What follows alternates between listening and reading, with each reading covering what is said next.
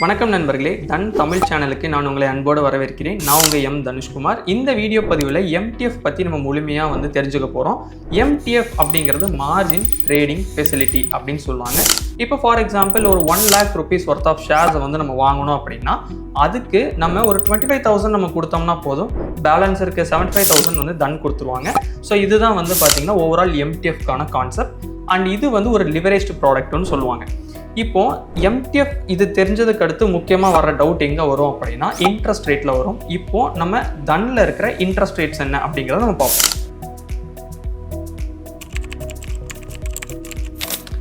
Up to 5 lakhs வரைக்கும் நம்ம MDF funds நம்ம யூஸ் பண்ணுறோம் அப்படின்னம்னா நமக்கு 12.49% per annum அப்படிங்கிற ஸ்லாப்.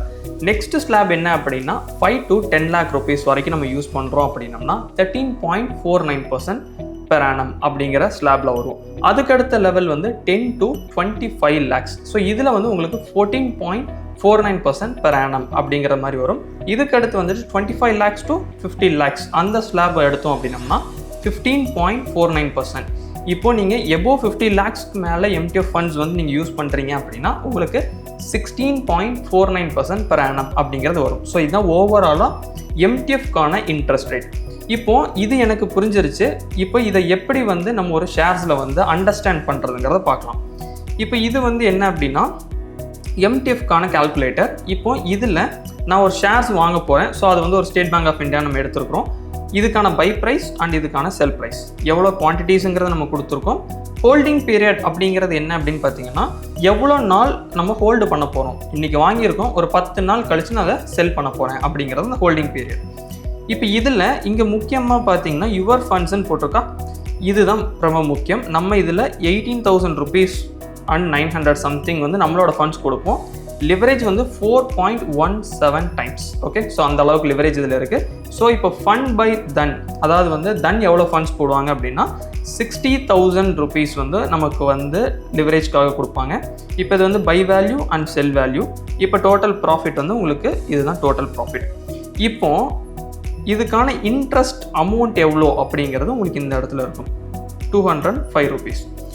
முக்கியமான விஷயமே என்னென்னா நான் எம்டிஎஃப் யூஸ் பண்ண எனக்கு என்ன ரிட்டர்ன்ஸ், எம்டிஎஃப் யூஸ் பண்ணலான்னு என்ன ரிட்டர்ன்ஸ் அப்படிங்கிறது நீங்கள் இந்த இடத்துல பார்க்கலாம். இப்போது நீங்கள் எம்டிஎஃப் யூஸ் பண்ணாமல் உங்கள் ஃபண்ட்ஸ் மட்டும் வச்சு நீங்கள் பண்ணும்போது 9.69% அப்படிங்கிறது வரும். எம்டிஎஃப்பும் நம்ம யூஸ் பண்ணும்போது 39.16%. அண்ட் இது போக உங்களுக்கு செப்பரேட்டாக என்னென்ன சார்ஜஸ் இருக்குது அப்படிங்கிறது உங்களுக்கு இந்த இடத்துல இருக்கும். ஓகே, இப்போ நெக்ஸ்ட்டு இந்த எம்டிஎஃப் பாசிட்டிவ் அண்ட் நெகட்டிவ் ரெண்டு சைட்லேயுமே ஒர்க் அவுட் ஆகும். நமக்கு ப்ராஃபிட்டும் அதிகமாக தான் இருக்கும். நீங்கள் ஸ்டாப் லாஸும் அதுக்கேற்ற மாதிரி கரெக்டாக வச்சுக்கணும். இது என்னென்னா நம்ம கால்குலேட்டர் வழியாக பார்த்துருக்கோம். ஆனால் இப்போ நான் ஒரு எம்டிஎஃப் வழியாக ஒரு இது பை பண்ண போகிறேன் அப்படின்னா அந்த இது எப்படி இருக்கும் அப்படிங்கிறத நம்ம இப்போ web.dan.co பார்க்கலாம். இப்போ நீங்கள் என்ன ஸ்கிரிப்ட்னாலுமே எடுத்துக்கலாம். நான் ஒரு எக்ஸாம்பிளுக்காக இப்போ ஸ்டேட் பேங்க் ஆஃப் இந்தியா நான் பை கொடுக்குறேன். ஓகே, இப்போது நான் எம்டிஎஃப் வழியாக நான் பை பண்ணணும் அப்படின்னா அதுக்கு ஃபஸ்ட்டு ஸ்டெப் பே லேட்டர் அப்படின்னு ஒன்று இருக்கும், வயா எம்டிஎஃப். ஸோ இதில் எனக்கு எவ்வளோ ஷேர்ஸ் வேணுமோ நான் ஜஸ்ட்டு என்ட்ரு பண்ணேன் அப்படின்னா நம்ம எவ்வளோ மார்ஜின் நம்ம கொடுக்கணும் அப்படிங்கிறது இருக்கும். இங்கே 1896 ரூபாய் நம்ம கொடுக்கணும். சேவிங்ஸ் அப்படிங்கிறது என்னென்னா நம்ம சேவ் பண்ணியிருக்கிறது இது எம்டிஎஃப் ஃபண்ட்ஸு. எனக்கு இன்னுமே இன்டெப்த்தாக நான் பார்க்கணும் அப்படின்னா நீங்கள் ஃபண்டிங் எஸ்டிமேட்டர் அப்படிங்கிறத கிளிக் பண்ணிங்கன்னா உங்களுக்கு இந்த இடத்துல டோட்டலாக தெரியும்.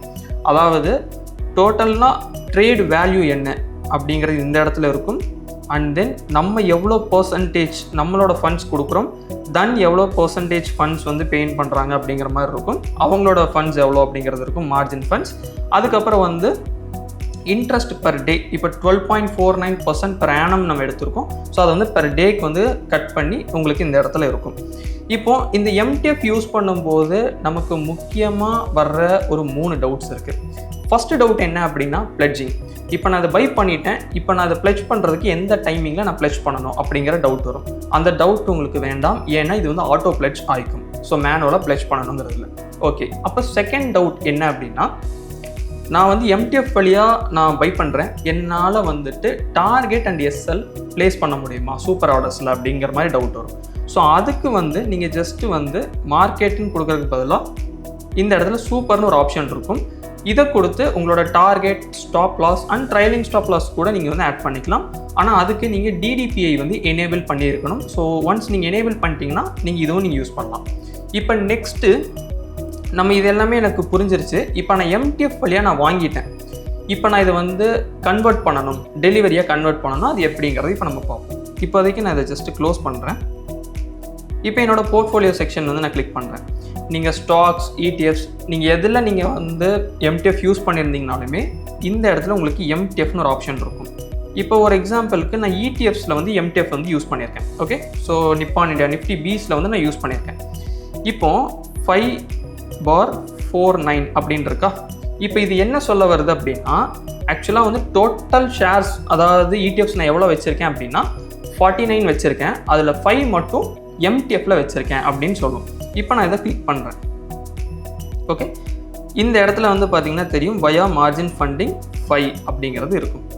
இப்போது ஆன் எம்டிஎஃப் அப்படிங்கிறத கிளிக் பண்ணுங்கள். இப்போ இதில் கன்வெர்ட் டு டெலிவரி அப்படின்னு இருக்கும். இதை நான் ஜஸ்ட்டு கிளிக் பண்ணுறேன். இப்போ இந்த இடத்துல வந்து டோட்டல் எம்டிஎஃப் குவான்டிட்டி எவ்வளோன்னு இருக்கும், நான் எவ்வளோ கன்வெர்ட் பண்ணணும். இப்போ சில பேர் வந்து இல்லை எனக்கு வந்து ஒரு 3 ஷேர்ஸ் கன்வெர்ட் பண்ணால் போதும், பார்ஷியலாக கன்வெர்ட் பண்ணால் போதும்னு நினைப்பாங்க. ஸோ அதுக்கான மார்ஜின்ஸ் என்ன, இது எல்லாமே உங்களுக்கு இந்த இடத்துல இருக்கும்.